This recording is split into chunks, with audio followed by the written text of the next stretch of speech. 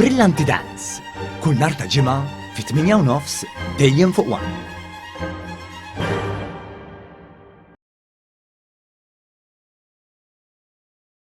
Fil-laqgħa tal-kabinet maż-żgħażagħ li saret fl-Imkast 2 bosta żgħażagħ minn oqsma differenti tkellmu fuq temi nazzjonali quddiem il-fera eżekuttiva tal-pajjiż.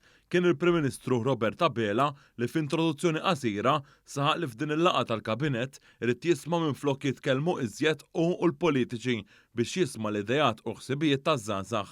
Innota kif dan huwa eżerċizzju importanti u li mhux se jkun ta' darba huwa ħabbar it-twaqqif ta' forum konsultattiv li se jkun magħmul miż-żgħażagħ li se jintażlu wara sejħa pubblika biex jiġu konsultati fuq diversi temi mill-Prim Ministru u mill-Kabinett tal-Ministri. Fid-diskussjoni ħajja li saret maż-żgħażagħ, żagħżugħ li ġej mill-qasam sportiv tkellem dwar skemi li jeżistu biex atleti bħalu fosthom dawk li qed jimmiraw li jikkompetu fil-lob tal-pajjiż iż-żgħar ikollhom iċ-ċans jitħarġu waqt li huma ħaddiema. Jien grata l-mgħallem tiegħi li apprezza ħtieġa u sagrifiċċju li poġġejt fuq l-impjieg. Huwa jagħmel dan bl-assistenza ta' diversi skemi li jeżistu għall-atleti bħali biex ikunu jistgħu jitħarġu waqt ħinijiet tax-xogħol fejn jien wieħed li nibbenefika minn dawn l-iskemi. Hemm skemi wkoll tal-lif imħallas għal raġunijiet tal-isports li wkoll se nirrikjedi. Ix-xogħol qed isir u qed isir tajjeb u b'intenzjonijiet tajbin u ma nistgħux niċtu li r-riżultati qegħdin jaslu. L-imprenditriċi Marija Galja li taħdem fis-settur tal-arti u li għandha 32 sena irrikonoxxiet l-għajnuna ta' fondi pubbliċi għall-artisti iżda saħqet fuq il-ħtieġa ta' sostenibilità u għalhekk irrimarkat favur politika li tixpruna lill-artisti biex jikbru fis-settur għax minnhom tgawdi wkoll l-ekonomija. Qed nissuġġerixxi li jinħolqu policies ta' inklużjoni fejn nikkoraġixxu kumpaniji lokali u internazzjonali sabiex jinvestu f'dan is-settur. Li l-kultura tiġi inkluża f'ministeri u setturi diversi bħal iżvilupp, it-turiżmu, l-edukazzjoni, it-teknoloġija, l-ambjent fejn jinħolqu xogħlijiet u opportunitajiet relatati għal professjonisti u l-artisti.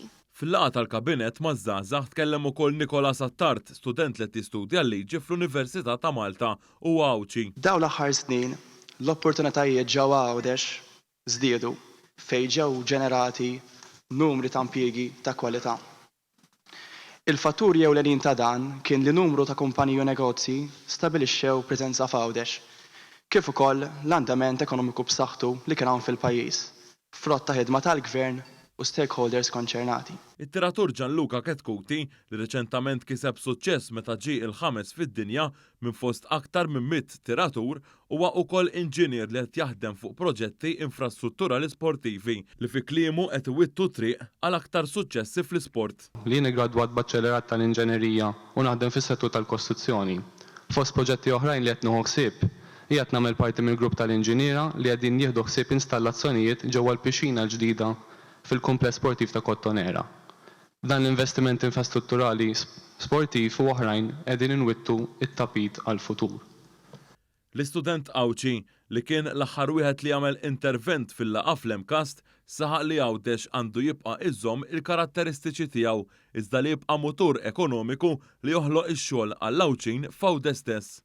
Minn wara l-Covid ġiet introdotta skema min-naħa tal-Gvern intenzjonata biex tinċentiva kumpaniji bbażati Malta biex joffru l-fakultà tal-work from home fil-konfront impjegati Għawċin. Nemmen li din l-iskema hija waħda tajba li għandha tiġi aktar imbuttata u żviluppata. Naturalment, it-titjib kontinju tal-konnettività bejn il-Gżejjer kien, għadu u jibqa' kruċjali. Dawn huma ftit punti li jistgħu jikkontribwixxu pożittivament biex aktar u aktar żgħażagħ Għawċin jistabbilixxu lilhom infushom ġewwa Għawdex u hekk titjib il-qagħda ekonomika u soċjali tal-Gżira Għawċija.